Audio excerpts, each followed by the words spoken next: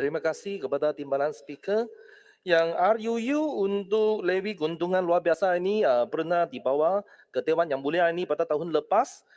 Itu satu pintaan yang terbaru untuk meningkatkan nilai ambang untuk CPO price supaya yang boleh dikutip ini levy keuntungan luar biasa. Dan sekarang kita pun adakan satu lagi pintaan yang di mana kita memberikan kuasa untuk melanjutkan tempo dan kuasa untuk mengubah suai derma dan syarat kepada menteri dan juga kepada ketua pengarah. Dan daripada ini saya rasa yang untuk sumber untuk levy keuntungan luar biasa ini biasanya datang daripada dua industri. Kalau semasa pandemik, kemungkinan dia berasal daripada syarikat-syarikat seperti Topclove. Tapi yang sekarang ni, yang tahun ni, yang salah satu yang bidang ni ialah bidang kelapa sawit. Di mana saya lihat 2021 cukai durian runtuh yang dikutip daripada sektor minyak sawit ini setahun 2021 1,9 bilion ringgit untuk tahun lalu, tetapi untuk pertengahan pertama tahun ini sudah 2,1 bilion. So maksudnya yang kutipan daripada cukai durian runtuh dari minyak sawit ini di tahun ini sudah bersamaan dengan cukai keseluruhan tahun untuk 2021. Ini satu yang peningkatan yang mendadak. Dan kalau kita lihat Sabah sebagai pengeluar terbesar untuk CPO, untuk minyak sawit mentah di Malaysia ini, saya berbantukan kepada CPO production mengikut MPOP. Pada tahun 2020 dan 2021 lebih kurang 24% pengeluaran ini daripada Sabah. Tapi masalah dia, berapakah jumlah yang kutipan levy keuntungan luar biasa 1,9 bilion untuk tahun lalu dan 2,1 bilion untuk pertengahan tahun pertama untuk tahun ini dikembalikan untuk penggunaan di Sabah? Ini yang soalan saya.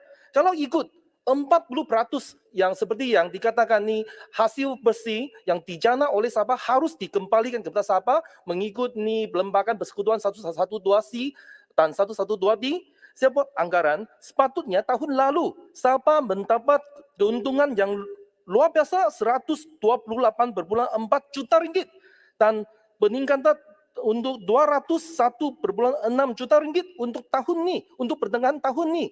So berapakah yang levy keuntungan luar biasa ini yang di mana kelapa sawit ditanam di atas bumi Sabah, berapa ini dikembalikan untuk penggunaan di Sabah? Jangan cuma ambil hasil dari Sabah, tapi hasil itu tak dikembalikan kepada negeri yang pengeluar ini.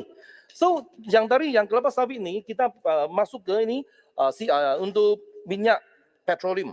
Yang minyak petroleum untuk tahun ini, saya baru dapat hasil pendapatan Petronas pada Januari tahun ini 25,6 bilion. Februari 26,7 bilion dan Mac 26,5 bilion. Dan dividen untuk tahun ini untuk first quarter masih kekal kepada 25 bilion dan bayaran tunai hasil pertambahan dia untuk suku pertama tahun ini dianggarkan di antara 2,5 bilion ke 3 bilion. Dan daripada kesemua ini berapa peratus yang harus digunakan untuk negeri pengeluar yaitu Sabah. So maksud dia, saya nak mencatatkan bahawa untuk levy keuntungan luar biasa ini kerana yang apa yang didapat daripada ini memang berpunca daripada kepada gelora keadaan politik, geopolitika dan lepas tu ini perang ini Ukraine sama Russia dan kesemua ini luar dijangkaan. So apa yang di luar jangkaan tu saya rasa negeri penghasil tu harus dapat share yang tertentu. Kalau boleh 40% yang seperti yang ikut lembaga persekutuan. Mabik Kota Kinabalu. Ya, Saya berikan sama rasa dulu. Terima kasih Yang Berhormat KK atas peluang yang diberikan. Saya berbalik kepada akta levy keuntungan luar biasa 1998. Saya nak tanya Timbalan Menteri, Yang Berhormat Timbalan Menteri yang akan menggulung nanti. Tadi dikatakan bahawa kutipan daripada harga CPO tahun ini memang meningkat.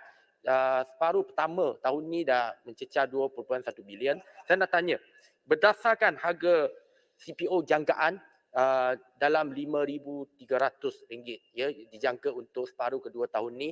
Jadi jumlah keseluruhan unjuran sehingga hujung tahun ini berapa? Itu persoalan saya. Yang kedua, saya nak tanya, saya mohon penjelasan daripada Yang Berhormat Timbalan Menteri.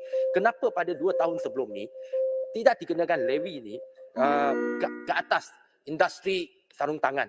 Walaupun dah lepas, kita tahu harga menjunam sekarang, tetapi apa yang berlaku adalah sebelum tu, bila ada peluang, kenapa tak dilaksanakan? Saya mohon penjelasan. Terima kasih Yang Berhormat KK. Sila. KK boleh ya? Boleh. Okey, jadi kita KK Kota Kinabalu kita sama-sama minta lah sekurang-kurang 40% ya. Okey. Sila Kota Kinabalu. Sekarang yang landing saya, kalau untuk 40% ni, baru-baru ni kita terima satu warta kerajaan di mana yang hasil yang sepatutnya 40% telah ditetapkan pada nilai-nilai yang tertentu yang tidak ikut formula 40%. So saya minta kerajaan terutama yang MOF boleh runding semula ini sama kerajaan Sabah. Sekian, terima kasih. Terima kasih Yang Berhormat Kota Kinabalu. Sebelum saya jemput Yang Berhormat Kuala Nerus tidak ada dalam Dewan, saya jemput Yang Berhormat Kalabakan